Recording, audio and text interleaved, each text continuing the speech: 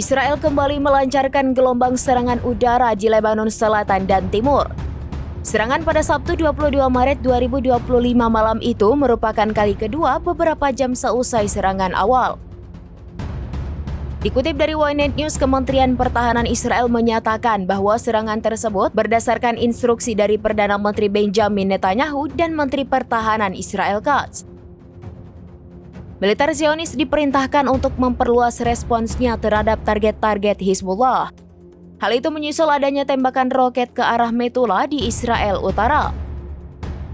Pasukan Israel menyatakan jet tempur mereka menarget puluhan posisi Hizbullah di Lebanon Selatan, termasuk lokasi peluncuran roket dan pusat komando.